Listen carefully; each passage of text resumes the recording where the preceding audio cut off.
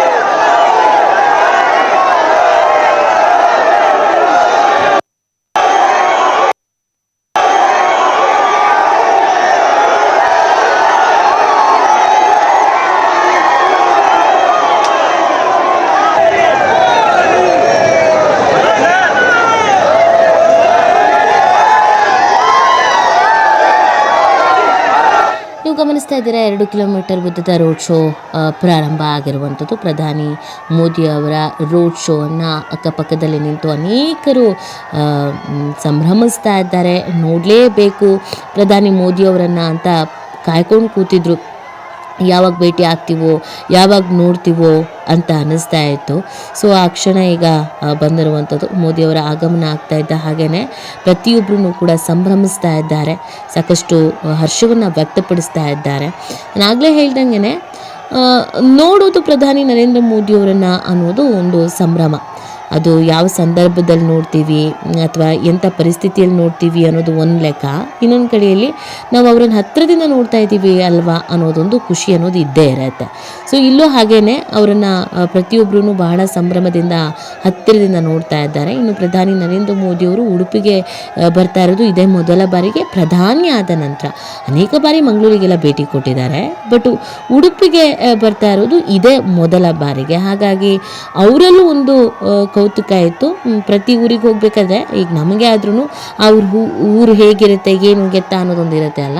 So ಪ್ರಧಾನಿಯವ್ರಿಗೂ ಕೂಡ ಈ ಭಾಗದ ಜನರನ್ನು ಹಂಗೆ ನೋಡಿದ್ರೆ ನೀವು ಉಡುಪಿ ಅಥವಾ ಕರಾವಳಿ ಅಂತ ಬಂದಾಗ ಈ ಪಕ್ಷವಾರು ನಾವು ನೋಡೋದಿದ್ರೂ BJP ಅನ್ನೋದೊಂದಿರುತ್ತೆ. ಸೊ ಹೀಗಿರಬೇಕಾದ್ರೆ ಪ್ರಧಾನಿಯವ್ರಿಗೂ ಕೂಡ ಇಲ್ಲಿ ಭಾಗದ ಜನರನ್ನು ನೋಡುವಂಥದ್ದು ಹರ್ಷ ಅಂತ ಅನ್ನಿಸ್ತಾ ಇರೋದು. ಸುತ್ತಮುತ್ತ ಹೆಚ್ಚಿನ ಭದ್ರತೆ ಇದೆ. ಎಲ್ಲಾದ್ರ ಮಧ್ಯದಲ್ಲಿ ಹೂವಿನ ಮಳೆ ಸುರಿಸುವಂಥ ಕೆಲಸವನ್ನು ಮಾಡಲಾಗ್ತಾ ಇದೆ. ಅವರನ್ನು ನೋಡಿದಂಥ ಖುಷಿಗೆ ಎಲ್ಲರೂ ಸಂಭ್ರಮಿಸ್ತಾ ಇರೋದನ್ನು ನೀವು ನೋಡ್ತಾ ಇರ್ಬೋದು.